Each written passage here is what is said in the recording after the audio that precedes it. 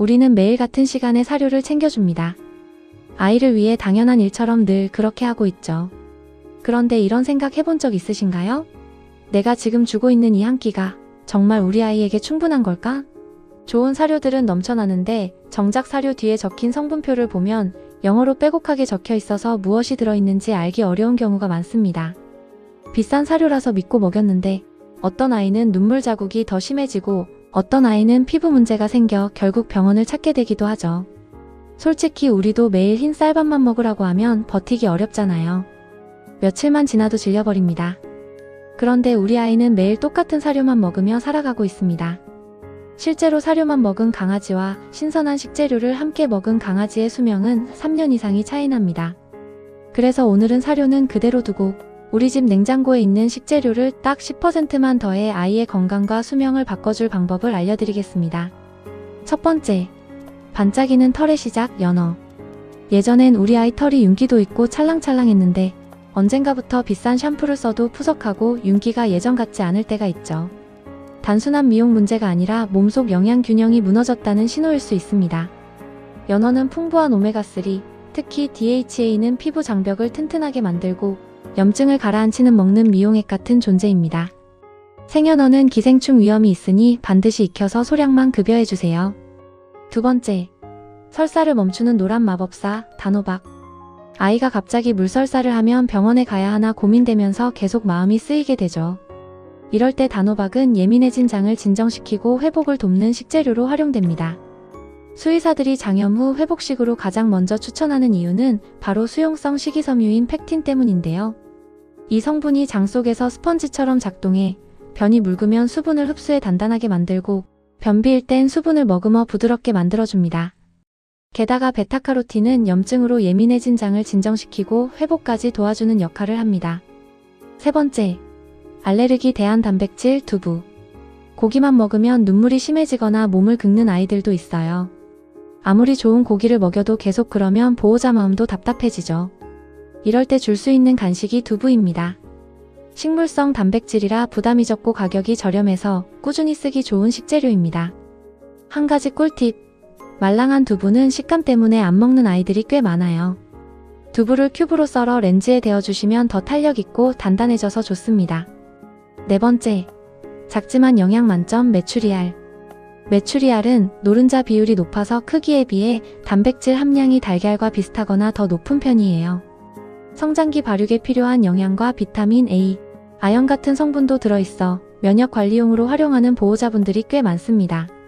무엇보다 크기가 작아서 하나씩 주기 부담이었고 요즘은 마트에 가면 깐 메추리알도 팔기 때문에 편리해서 계란보다 더 인기 만점입니다. 다섯 번째, 기력을 살리는 붉은 단백질 소고기. 우리 아이가 산책할 때 예전보다 금방 지치거나 뒷다리에 힘이 없어 보인다면 소고기가 최고의 선택입니다. 소고기에는 근육 형성을 돕는 양질의 단백질과 필수 아미노산이 응축되어 있는데요.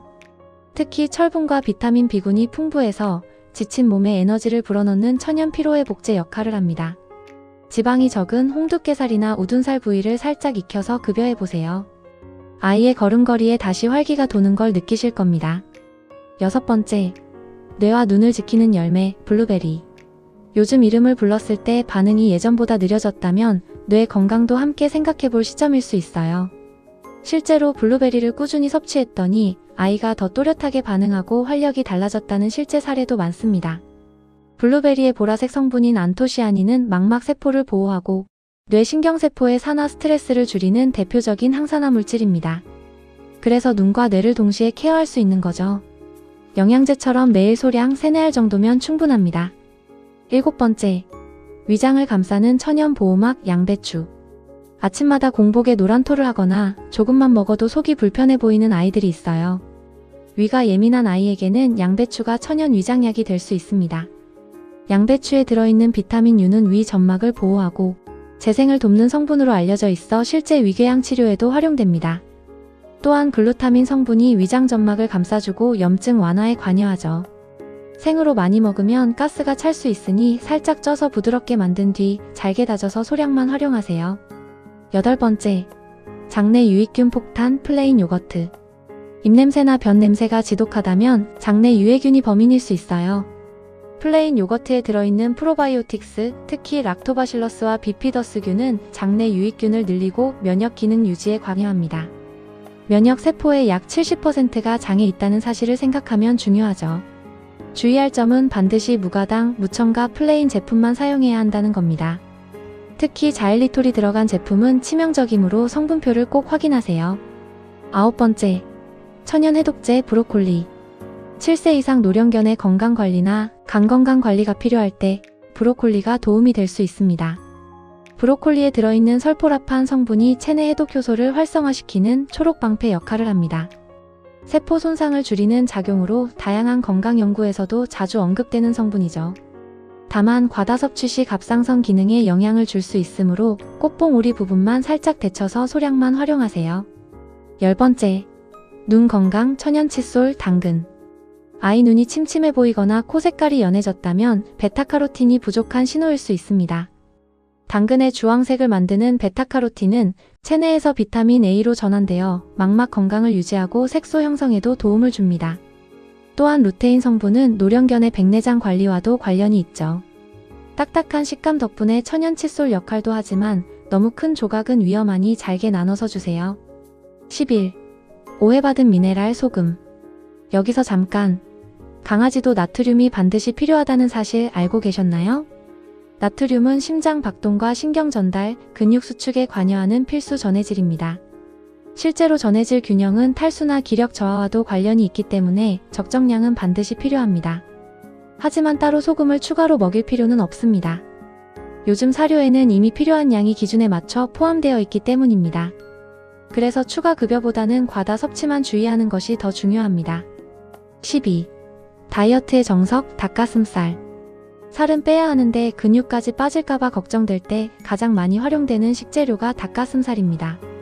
닭가슴살에는 근육 유지에 중요한 아미노산인 류신이 풍부하게 들어있습니다. 류신은 근육 단백질 합성을 자극하는 역할을 해서 체중을 줄이는 동안 근육이 함께 빠지는 걸 어느 정도 막아주는 성분입니다. 지방은 낮고 흡수도 비교적 안정적인 편이라 식단 관리용으로 많이 활용되는데요. 하지만 훈제 제품은 나트륨이 많으니 꼭 피해주세요. 13. 심장 튼튼 에너지바 바나나. 산책 후 쉽게 지치거나 기력이 떨어져 보이는 아이에게 바나나는 빠르게 에너지를 보충해주는 과일입니다. 바나나의 풍부한 칼륨은 심장 근육의 수축과 이완을 조절하는 전해질로 작용하며 비타민 B6은 신경 전달 물질 합성을 돕습니다. 단, 당분이 높기 때문에 한두 조각이면 충분합니다. 14. 영양의 양날의 검 시금치. 우리 아이 혈관 건강과 빈혈 예방에 이만한 게 또 있을까요? 시금치에는 철분과 엽산, 그리고 비타민 K가 정말 풍부하게 들어있어 노령견 활력 관리에도 최고의 식재료입니다. 하지만 몸에 좋은 만큼 제대로 주는 기술이 정말 중요한데요. 시금치 속 옥살산 성분이 결석을 만든다는 걱정, 딱 두 가지만 기억하면 해결됩니다. 첫째, 반드시 끓는 물에 살짝 데친 뒤 물은 미련 없이 버려주세요. 나쁜 성분이 물에 쏙 녹아 나오거든요. 둘째, 앞서 말씀드린 두부와는 절대 같이 주지 마세요. 칼슘과 결합하면 결석 위험이 높아지기 때문입니다. 15. 자연 수분 충전기 오이. 물을 잘 안 마시는 아이 때문에 고민이라면 수분이 96%가 들어있는 오이가 최적입니다. 아삭하게 씹으면서 자연스럽게 수분을 채워주고 칼로리도 낮아 다이어트 중인 아이 간식으로 훌륭합니다. 다만 너무 많이 주면 설사를 유발할 수 있으니 소량만 주세요. 16. 기력 회복의 산삼 북어. 수술 후 기력이 떨어졌거나 가끔 이유 없이 밥을 먹지 않고 축 늘어져 있을 때가 있어요. 또 강아지 출산 전후 회복식으로 북어를 활용하는 보호자분들도 많습니다. 북어에는 타우린과 필수 아미노산이 풍부해 기력 회복을 돕는 식재료로 알려져 있습니다. 특히 타우린은 심장과 간 기능 유지에도 관여하는 성분입니다. 다만 시판 북어는 염분이 많으니 찬물보단 끓는 물에 데쳐 염분을 충분히 제거한 뒤 소량만 주세요. 17. 최후의 회복식 흰쌀밥. 아파서 아무것도 먹지 못하고 구토만 하거나 밥을 거부할 때 마지막으로 선택하는 회복식이 바로 흰쌀밥입니다. 흰쌀밥은 소화가 빠르고 위장 자극이 적어 회복식의 기본으로 자주 활용되는데요. 닭가슴살이나 단호박과 섞어 임시 회복식으로 사용할 수 있습니다. 죽처럼 푹 끓여 소량만 주세요. 다만 영양 균형이 맞지 않기 때문에 평소 주식으로는 사용하지 말고 아플 때만 활용하는 것이 좋습니다. 지금까지 17가지 슈퍼푸드에 대해 알아봤는데요. 음식을 주기 전에 반드시 기억하셔야 할 점이 있습니다. 오늘 소개한 식재료는 사료를 대신하는 것이 아니라 사료를 보충해주는 역할입니다. 사료를 기본으로 하고 전체 식단의 10% 이내에서만 추가해주세요. 아무리 몸에 좋은 음식이라도 많이 주는 순간 보약이 아니라 독이 될 수 있습니다. 모든 음식은 우리 아이 체질에 맞아야 진짜 좋은 음식입니다.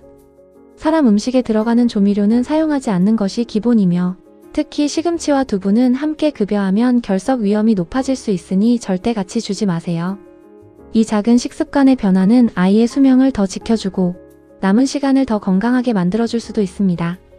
매일 먹는 한 끼가 아이의 몸을 만들고 우리가 함께하는 시간을 1년, 3년, 길게는 5년까지도 바꿀 수 있습니다. 오늘 영상이 도움이 되셨다면 구독과 좋아요로 함께해주세요. 앞으로도 아이와 더 오래, 더 건강하게 함께하는 방법 계속 전해드리겠습니다. 견생시대 화이팅!